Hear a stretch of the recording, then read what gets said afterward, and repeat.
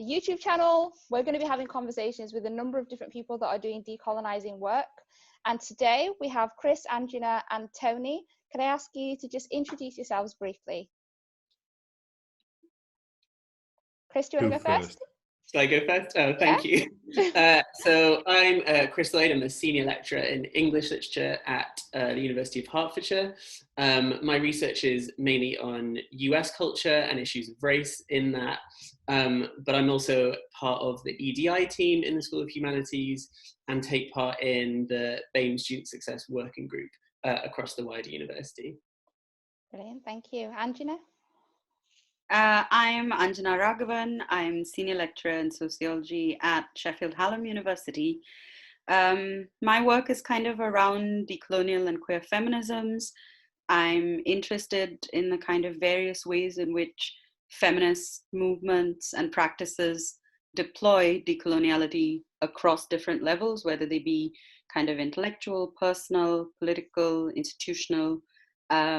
And I work in my department on the Decolonize the University and the BAME attainment gap projects in my department. So I'm a lead for that. And I'm especially interested in the connections between personal practice and political and intellectual practices for decoloniality. So thank you for having me and inviting me to this. It's very exciting. Brilliant, thank you, Anjana. Tony? Hi, I'm Tony Williams and I work at the University of Sheffield. So I'm a senior university teacher and also I'm the programme director for the educational psychology professional training. So, and over the last 18 months as well, I've also been the co-director of the Faculty of Social Sciences EDI committee. So that's an ongoing work stream. So that's me. Brilliant, thank you. And I'm Dr. Abdi, an education consultant and researcher. Most of my work centres around delivering training and development work within education settings around anti-oppressive and anti-racist practice, but also general EDI teaching in different organisations as well. So what I would like us to start off by talking about is, where does decolonizing action fit into your professional role? So all three of you have mentioned the fact that you are looking at in some ways around the BME attainment gap. How did you come about doing that work, and what is the aspect of decolonization that falls within that work? Does anybody want to kick us off? I'm looking at you, Anjana, because you're smiling. I'm smiling because I'm like, is somebody else going to go? Sure, I can start. I think the honest answer to your question is, I'm not sure how any of this began. Yeah. I moved to Sheffield from India 5 years ago. And I kind of, in the way of many sort of structurally privileged, dominant caste, educationally privileged Indian diasporic academics, I kind of have a background in post-colonial studies and post-colonial critique, and that's kind of been my academic background. And I became interested in my PhD work in decoloniality and the kind of work of Latin American decolonial theorists and scholarship. And my PhD work was I was looking at decolonial cosmopolitanisms. So I was looking at cosmopolitan movements or cosmopolitan ideas, cosmopolitan imaginations in the global South. So, which since I'm now kind of struggling with the use of the term global South because it's a problematic term. And so I think really I would say for me, the way that decoloniality fits into my professional paradigm is actually through a deeply personal one. Because when I was hired here, I was hired here to teach sociological theory. Yeah. So that's kind of what I came in to do. But because I was already interested in issues of feminism, race, queer studies, all of this stuff, I was already teaching this stuff. Yeah. And so it almost became automatic. that when the decolonizing stuff kind of became a thing in UK higher education, it kind of almost automatically came to me. And obviously, you know, we're not going to pretend that my positionality isn't a factor in this. So I think it was a combination of the fact that I am a South Asian woman, as well as my research area kind of fits into the kind of paradigm of decolonizing the university. So I think that's the way in which it kind of came to me. And I think it's a complicated thing for me, definitely, because on the one hand, I am genuinely interested in it. I want to be a part of it. It's something that I'm committed to. And decolonial work is something that I believe is the future. And I think that it's deeply important to me. Yeah. But it comes with the kind of attendant problems of tokenization, of institutionalization, of, you know, how much is too much? You know, where do you draw the lines between like the language of decolonization and the practice of it? And sometimes you worry, you know, that are you asking the master's house to do something that it's fundamentally incapable of doing? Absolutely. And I want us to come back later on to that idea of what is actually decolonization in practice, and to what extent can we actually do that work within systems and within organizations that are not designed to do that work. But Chris, tell us a little bit more about the work that you do, and how does decolonization fit within that? Yeah, so my PhD was basically on culture, 21st century culture from the US South. So I was thinking especially about the kind of long legacies of slavery and segregation and so on in contemporary works set in or written from a kind of Southern perspective. And that obviously made me think a lot about race that then I took forward into my teaching. So I finished my PhD in 2014 and then got a kind of full-time post in 2016. And as I started doing that, I was teaching contemporary writing and culture about identity, race, queerness, sexuality, gender, class, disability, all of these things. And obviously my whiteness was a kind of factor in that, right? I was starting to think more, I guess I got away through my privilege of not reflecting on it enough as I was writing, as I was producing it. So then as I was starting to teach this work at a university with a quite diverse student body, much more diverse than the student body that I experienced when I studied at Goldsmiths, for example. The University of Hertfordshire has, I think it's just over 60% student of colour. So that was a kind of interesting reflection to me. I then started teaching a module about Black Lives Matter. And part of that module had students writing reflective pieces about their own kind of intersectional identity in relation to what we were studying, what we were reading, how we think about structural racism, inequality, all of these things. So then I thought, well, this is the stuff that I'm kind of researching and teaching. How do I then bring that to the institution itself? How do I kind of join that together with the stuff that's happening more large, more wide scale in the university? So I joined the BAME Student Success Working Group, which has a number of remits, but one of the key ones is obviously the BAME awarding gap, which we are trying to kind of think through at an institutional level and through the individual schools.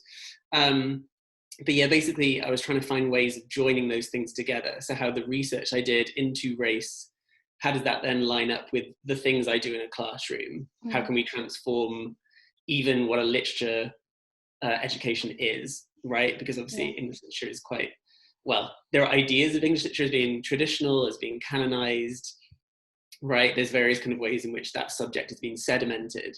And what does decolonizing a curriculum of literature mean? What does it look like? So while I'm thinking about that across the university, obviously my own kind of literary context is more on my brain most of the time, and what it means to kind of reorient Shakespeare if you need to teach Shakespeare, right? How do we teach things differently? How do we teach the subject in another way that opens up possibilities? So yeah, that's the kind of general direction from which I'm coming. Yeah, so it's a focus on both on curriculum and on practice. Yeah, as much as possible, and thinking about and we were talking about this before the recording started, about kind of our lived bodies, right, in rooms. So what does it mean for a kind of diverse student body to be largely taught by white lecturers, right, which is the situation in our school? So there's a real kind of divergence between the race of the staff and then the race of the students in our school. So what does it then mean for me to kind of push forward diverse curricula for those students within a much wider context of what a literature or humanities education should be, right? So yes, I'm thinking kind of theoretically as well as then kind of in that lived bodily sense that we started to think about. Yeah, brilliant. And Tony, what about you? What is it about your role that allows you to engage with some of the decolonising ideas that you've always been engaging with anyway? Well, I came at this through, well, I trained to be an educational psychologist and I qualified as an educational psychologist and began that work. And then I ended up at Sheffield as part of the tutor team. So working on the programme to train educational psychologists. And I think the School of Education in the University of Sheffield is an interesting place to be. There are diverse ideas and thinkers there. So that was an interesting place to be. And the course was wanting to think about how we could teach and encourage people to do educational psychology in creative ways and non-traditional ways, and draw on perhaps some of the theories that are peripheral to educational psychology in terms of to a certain degree kept out of what is understood as this traditional approach to doing educational psychology. And so the course was engaged on creating links to those theories and thinking through how those theories disrupt or reshape practice. So that was an interesting project that was ongoing, and I joined in and was quite stimulated by, I think. And so that was, and it wasn't called Decolonising educational psychology, it was actually called critical educational psychology. And we were thinking about how to do educational psychology critically and it moving beyond cognitive behavioural ways of understanding how understanding children and young people. So that was, and that process is kind of ongoing, and part of my scholarship, I think, was to understand the profession and see that actually there have been some interesting contributions to disrupting the set of theories that the profession's based upon, going back to the late 1970s. And actually this kind of sits within a tradition of work. So I was kind of at a program level, I was doing the work and beginning to be given opportunities about rethinking how I go about thinking about things. And I suppose what's been enlightening for me is kind of the learning about my own prejudices and the way I've been educated within a UK education system, which has brought me to make certain assumptions about how things are and how people are. So that was it. But then I suppose it's worth mentioning I moved into this faculty role thinking about EDI, and the university was at a point in time where it wanted to begin to think about race equality, awarding gap for BAME students. And so the university was looking around for people that they might get to do a piece of work around this. And that gifted me, I suppose, an opportunity I might not otherwise have had to become involved in that work. I'm fairly cynical, maybe cynical's too wrong, maybe I'm just realistic. I think the work that the Office for Students, there was a kind of a broader cultural situation that meant the university had to look at itself in particular ways, that it wasn't very skilled at doing. Yeah. So it then needed to kind of try and find the resources to help itself think about these things, because it needed to, because it was having to report on this aspect. It had to generate data. So I think the university is quite adaptable and is thoughtful about what it needs to do to be able to maintain and develop and grow its existence and presence. So, I mean, I think linked back to the point you were I think you introduced earlier in terms of, is it possible, or to what extent is it possible to do this decolonizing work within an institution such as a university? I think is a very good question, and obviously I don't have the answer to that, but I've probably got thoughts about it. So I think all of us in the work around the BAME attainment gap or the BAME awarding gap, language is a reoccurring theme, and the way in which that discourse is framed is something that we keep returning to in a lot of our work. So I want to just focus a little bit on the language around decolonization within the university.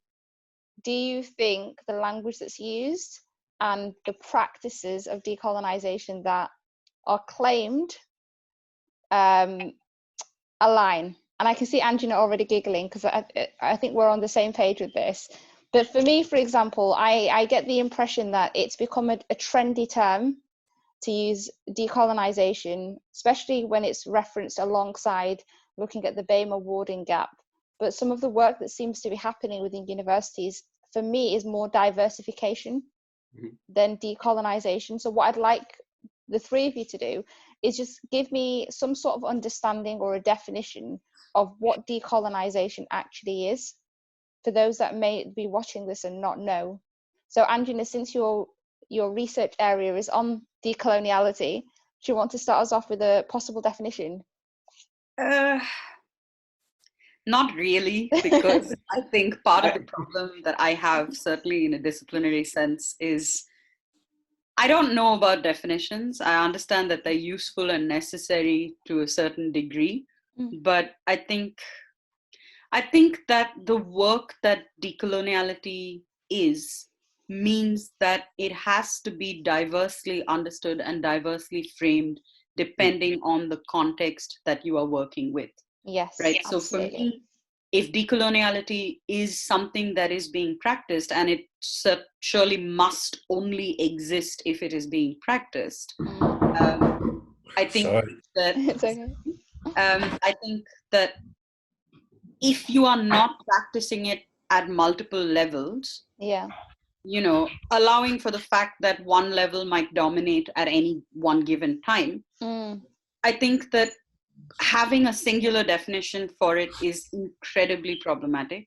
And I think so how might we understand it within the context of looking at the awarding gap within UK higher education then?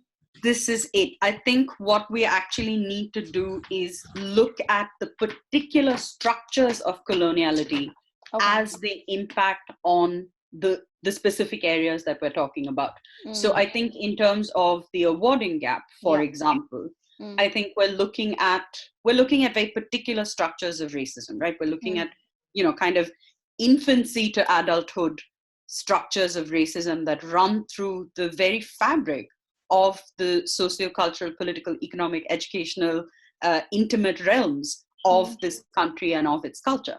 So I think that there's no way that we can talk about awarding gaps without acknowledging that we're looking at something quite enormous, right? And while we can't address all of those things within this one program, I think setting the context is really, really important. So for me, before we get into decoloniality, I think what I would like to do is for us to think about, what do we mean by coloniality? What do we mean by structures of coloniality, right? And then the D can do the work in different ways. But I'm not sure that we agree on what coloniality is in a structural and visceral sense, and also what its impacts are, what its ongoing impacts are.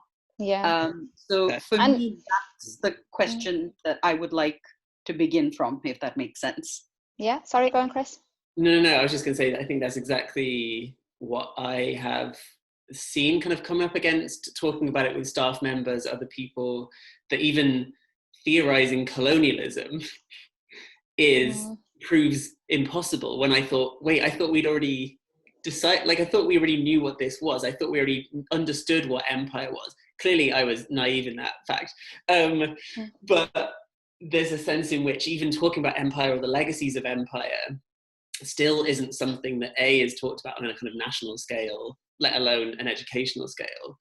So how, as you say, how then do you begin to decolonize if we've not even come to grips with the kind of impacts of colonialism and how they impact all kinds of ways of, whether it's structural racism, whether it's society, whether it's just the practice of education, the structure of education, or even the university? Because one of my thoughts is, so I teach in a post-92 university, which is obviously very different from a red brick university or, you know, elsewhere. So even the idea of the university is diverse, right?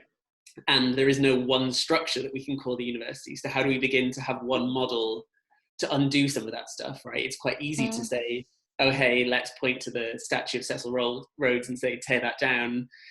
What context, what is my context at my institution, right? It's quite different. So it also involves kind of understanding where your institution has come from, the history of that institution. I work on de Havilland campus, which is named after the guy who invented something to do with aeroplanes. This is clearly not my subject of expertise.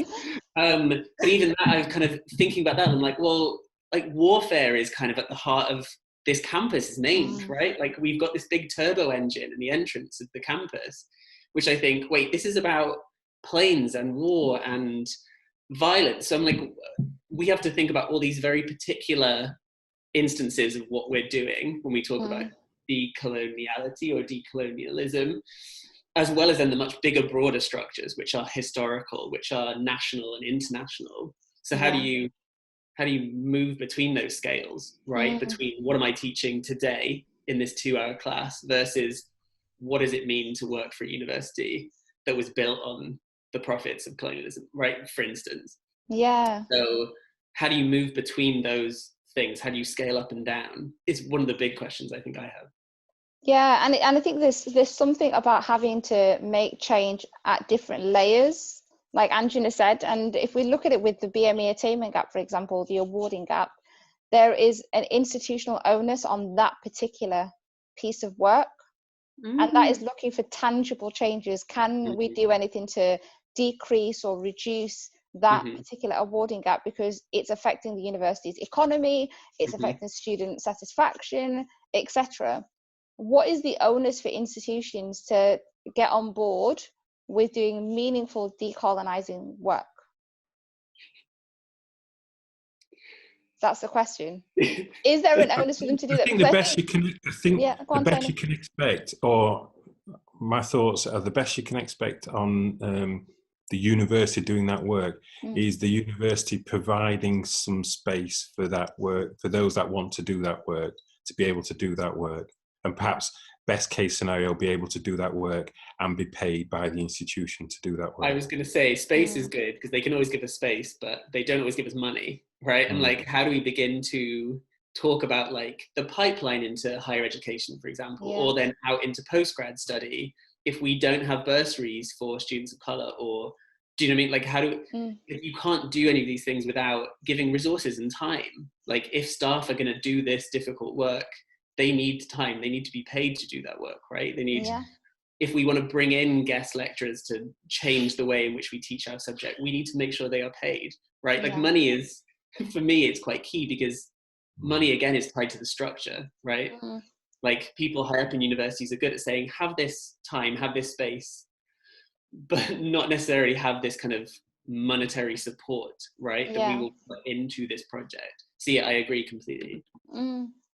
So is there something to be said about using the structures as they currently exist as basically a resource or a tool to be able to do that work, even if that onus isn't there for the institution to take it as anything that's meaningfully going to change?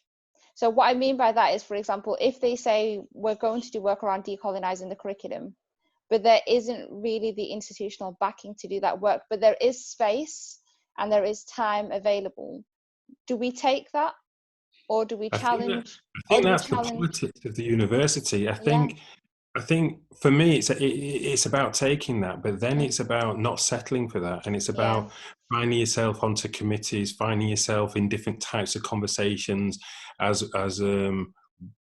guidelines are reproduced, as mechanisms are developed, trying to weave into those conversations and actually try and weave into the university ways of going about things that value the decolonizing work. And by value, I mean actually recognize and reward it.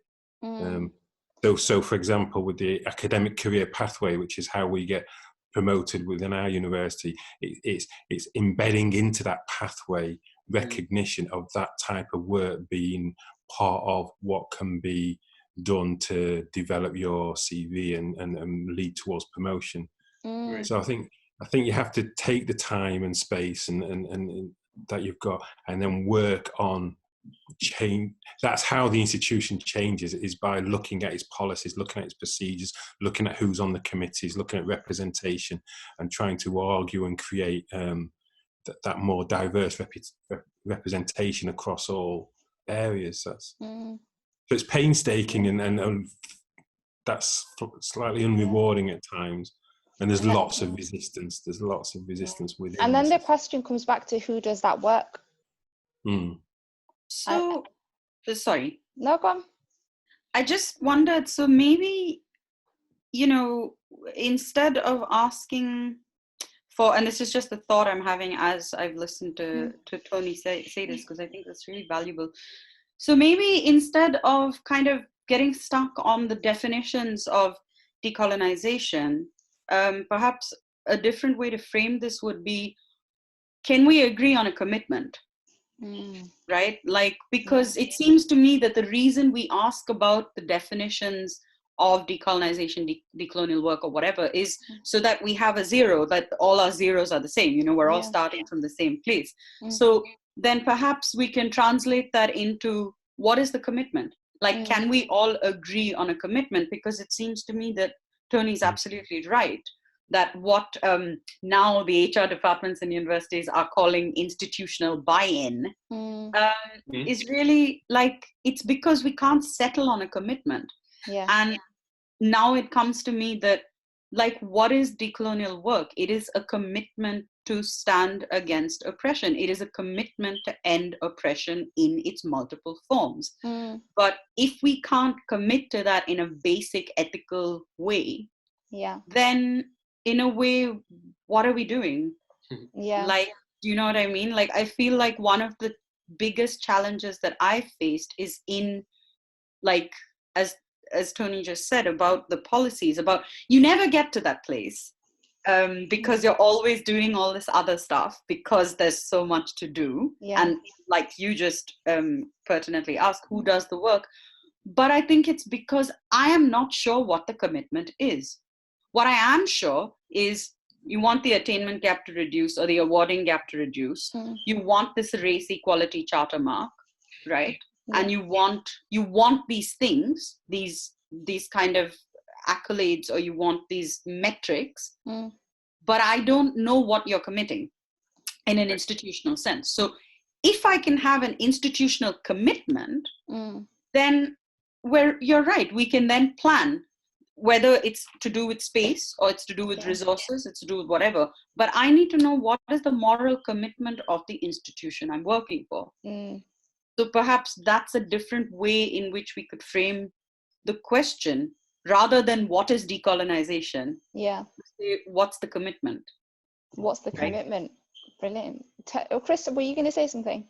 No, I was just thinking as you were speaking. But then, so the other thing is that if then the university does make a commitment, and say one of the commitments of my institution is to kind of eliminate the awarding gap by whatever date it is, the thing then becomes, okay, so now you need to go do that, right? So like a university can make a commitment, but then what are the ways in which the university will help that happen, right? Other than pointing to the people who already been thinking about this work for decades, right? Just under a different name.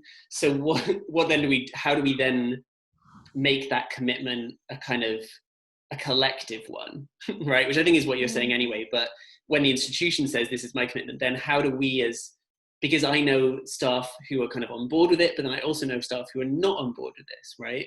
That have argued that there is even an awarding gap, or that it's to do with race, right? That it's actually to do with gender or class or something else, right? But then, so then I'm like, again, it's to do with like these levels, right? Like we can have a generalized commitment as a university, but then how do we generally commit as academics, as professional staff, as students even? Like how do we get everyone on board, or is that impossible? Yes, I think that's maybe impossible. And maybe this is not to kind of split hairs, but I think there's a difference between the university having a goal of wanting to end a achievement gap or awarding gap. I think a goal is different to a commitment.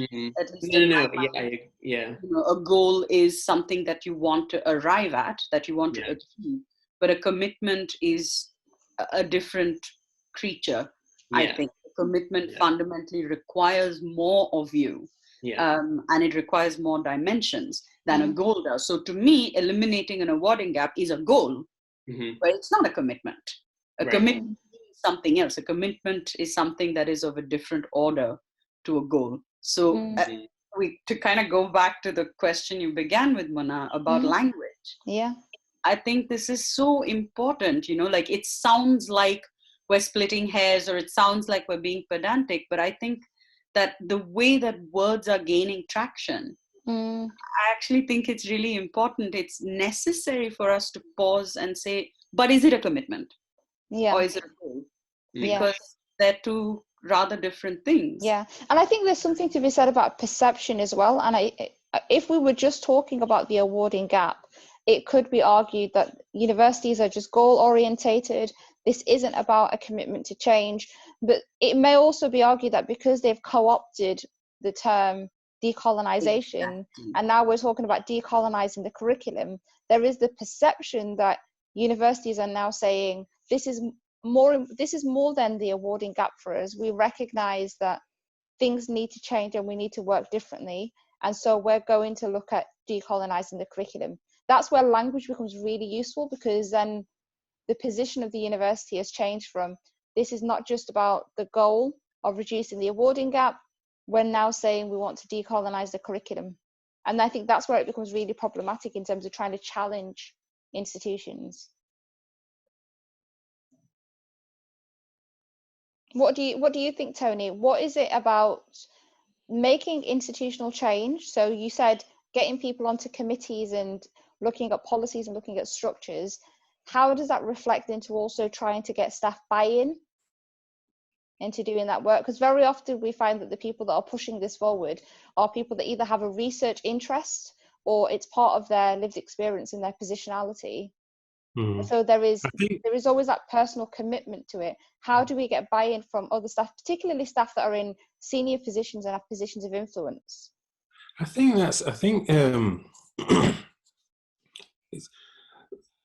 it's always going to be those people that lead change, and I think I sort of kind of accept that's the way it is. If for whatever reason, and there'll be some personal roots in that, you care about something and you're prepared to be committed to it, you're going to be one of the people that are willing to make an active contribution without too much encouragement. And I think there are also going to be people that are resistant and are actively resistant. And I think there's going to be a bigger group in the middle that kind of accommodate the culture and accommodate cultural change as well in whichever direction. And so I think for me, that's where it becomes quite a kind of political project, in that it's about encouraging, it's about suggesting to people things are possible, it's about hearts and minds, it's also about the institution giving some time, space and money, and ultimately it's about a direction of travel. And I think and it can regress at any time. You know, things can slip, things can change, agendas can move, key individuals in an institution can kind of move on, and the impetus can be lost. So I don't think it's a you've ever arrived. I do think it's a direction of travel. And I think it's a difficult direction of travel with lots of resistance. But for me, it's about trying to move in a particular direction and create opportunities for others to do so as well. I'm not particularly, I'm a firm believer in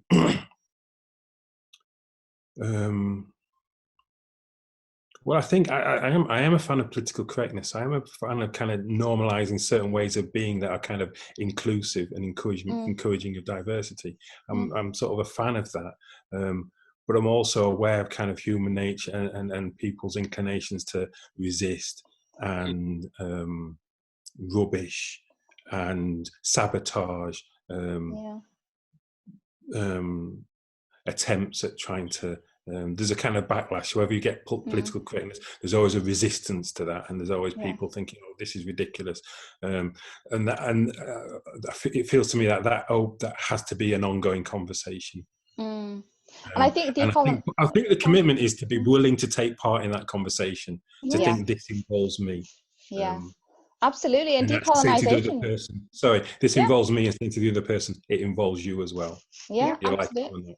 I completely agree, and I think decolonization is a process. You're right, and it's not always linear. It's not smooth sailing. There are going to be those obstacles, and as Anjana said, that commitment is partly about us being compassionate as well, and recognizing that there are going to be obstacles, there are going to be challenges along the way. There are going to be times when we regress, but our commitment to the process, it has to mean that we have to keep almost coming back onto the track that we fell off, and continue moving forward. And calling out blockages. So if somebody is saying one thing and yet not doing things to back up what they're saying, or they're saying one thing and doing another, it's to have a conversation about that. There's a mismatch between definitely espouse theory and action. You know what?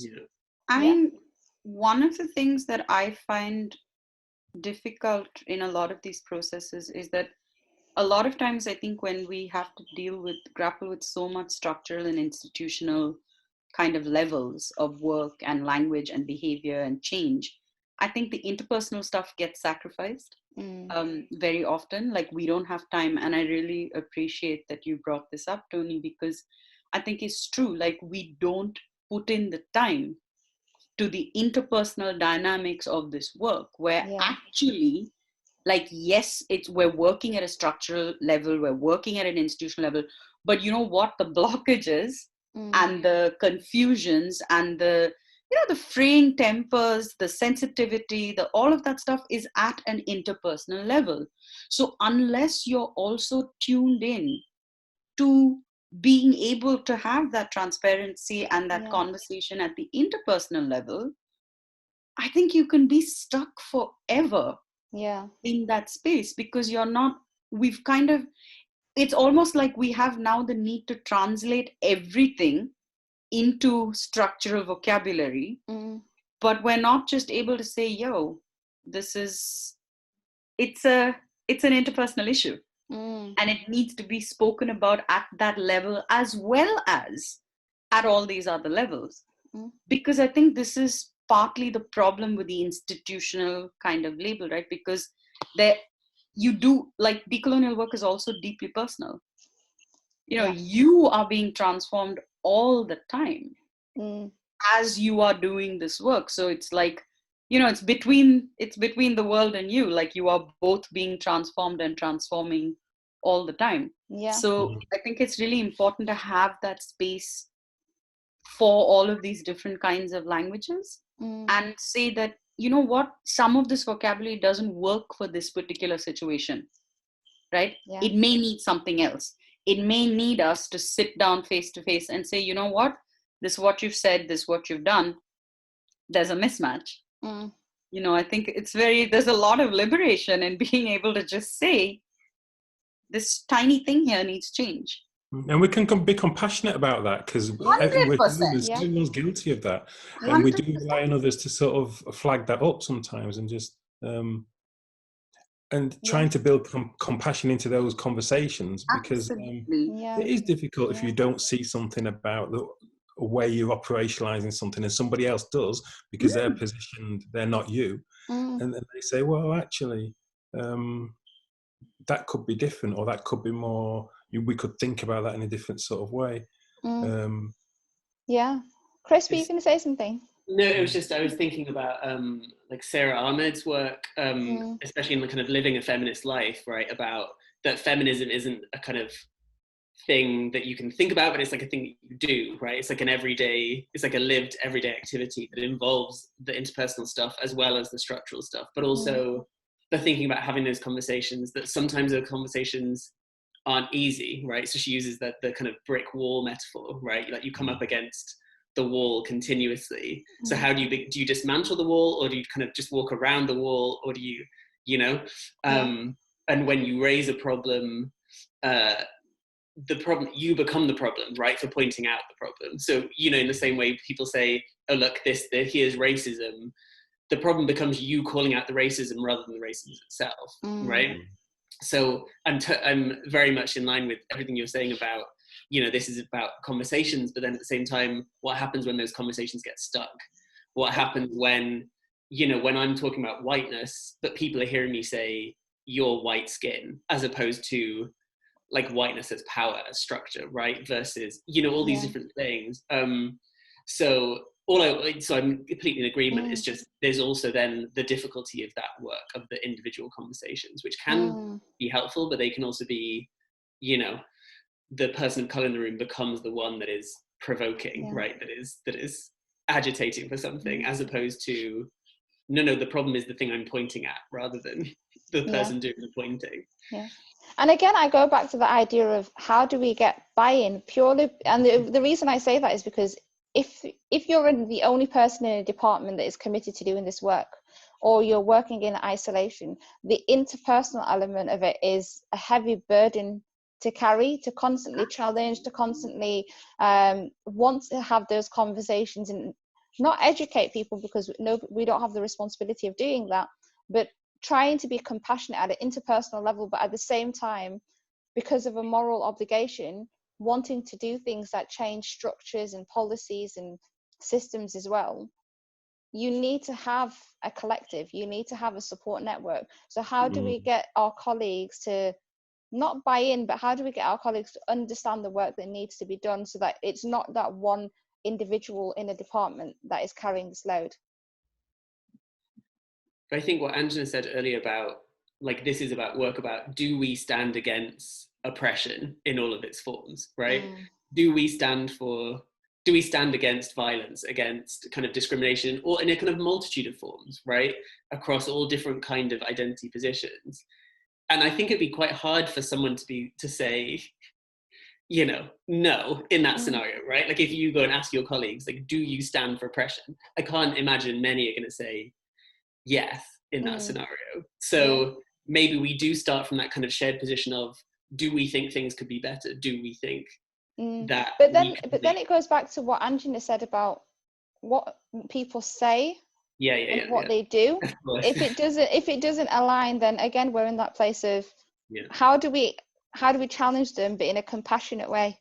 And I don't know, like, I just feel like, I'm so aware that, when we kind of want to ask the question in a way that relates to everybody, we run the risk of not asking it for anybody. And that is something that I always worry about, because of course we are not talking about oppression in a generalized form when we are talking about racism. We are talking about oppression in a very, very specific format. And I think partly the problem is that we are not able to hold the general and the specific together. Right. And that is something that I always find, because of course you're right, Chris, people are of course always, 9 out of 10 times, certainly in our line of work, people are bound to say that they stand against oppression, right? So I'm very aware that when I say that, that can be a way of shutting down, right? Almost like if you say anything over and above that, you are challenging the other person's kind of moral goodness or whatever, right? And I think that is something that I worry about all the time as well.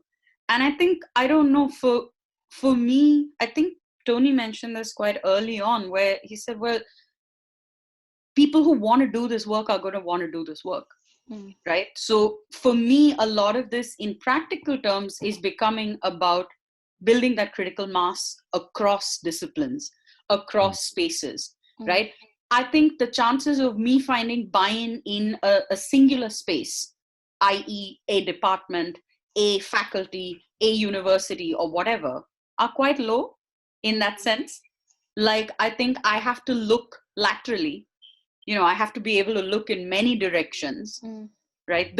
I think it maybe requires a fundamental shift in the way we see building connections. So I think that it's not going to happen through proximity. Like, I can say, for example, in my own university, Mona and I were not proximate in that sense across departments. In fact, none of the people I work with on this stuff are proximate in terms of, they are not my immediate colleagues, right? But it is through the collaborative work and the support that I get across, including this group, that then allows me to rechannel into something else. Sorry, and I think, 2 seconds. okay. And I think that's important. I think that's maybe a good way to look at it, rather than ask, because I don't, and maybe this is, again, maybe not cynical, maybe realistic to borrow Tony's terms, but there isn't going to be buy-in from anybody. Like, and that's okay. In a way, it's okay in the sense it's not okay. Obviously, we hope for otherwise. But it's a reality that we have to accept. And so how do we break the silos? Because in academia, again, this is what I worry about. We're in such tight silos. And that's decolonizing, right? We have to decolonize that notion of academic silos, disciplinary silos. And maybe that's one way of thinking about buy-in. That, okay, maybe the buy-in would be needed. And it's one of the reasons why I wanted to create this space, was because I was having conversations with people on an individual level that were working across so many different contexts. And it wasn't just higher education, it's within the school system, it's researchers that are all talking about trying to take a decolonizing approach to the work that they're doing, whether it's decolonizing the curriculum, decolonizing research ethics, etc. And they're doing it in silos. And it didn't make any sense to me in an era of social media and in where we have the internet, to not have a space where people can just have these conversations, but also make connections, make meaningful connections, where if there are issues around a particular work that they're doing, they have people that they can call upon that aren't based within their department, that aren't based within their institution, that may not even be based in their city, but are able to give them the support that they need. 100%. Yeah. Thank you so much for joining me, guys. I just want to finish off with just final words from all three of you. So any reflections that you want to share before we finish off? Just to say thank you for bringing this together. And if we are going to get out of silos, if we are going to talk across institutions, countries, disciplines, these are the kind of things that need to happen, right? Zoom meetings with lots of, Zoom is going to be our future, I feel, for the foreseeable next few months at least. So maybe this is that kind of opportunity to actually get together in kind of interesting ways. Thank you.